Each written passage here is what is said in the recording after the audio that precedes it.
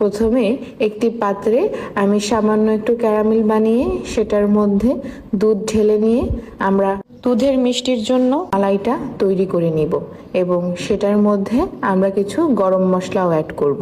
গরম মশলা অ্যাড করে আমরা এটাকে ভালো করে জ্বালিয়ে নিব। একটি পাত্রে রুম টেম্পারেচারে থাকা দুটো ডিম ফেটিয়ে নিব আমি। এরপরে এর মধ্যে যতক্ষণ একটি আঠালো ডো তৈরি না হচ্ছে ততক্ষণ পর্যন্ত গুঁড়ো দুধ অ্যাড করতে থাকবো।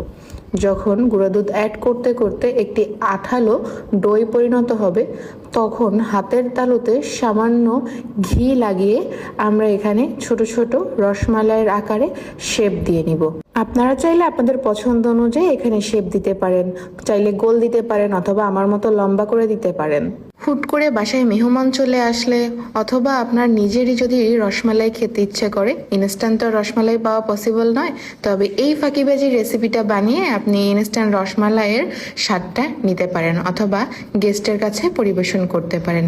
খেতের অতুলনীয় স্বাদ, যেটা খেলে আপনি নিজেই নিজের উপরে মুগ্ধ হতে বাধ্য হবেন। এত সহজে খুব তাড়াতাড়ি এত সুন্দর একটি রেসিপি বানিয়ে নিজেকে উপহার দিন বা ফ্যামিলির কাউকে বা বাসায় আসা হঠাৎ কোনো গেস্টকে। আর এই মিষ্টির মালাইটা আপনি আপনার প্রয়োজন অনুযায়ী বা আপনি আপনার ইচ্ছে অনুযায়ী মালাইটা ঘন কম বেশি করে নিতে পারেন। আমি যেহেতু ইনস্ট্যান্ট বানিয়েছি খাওয়ার জন্য, সেক্ষেত্রে আমি মিডিয়াম রেখেছি এর ঘনত্বটা। খেতে কিন্তু বেশ মজা হয়েছিল। দেখুন, এটা কিন্তু খুবই সফট হয়েছে।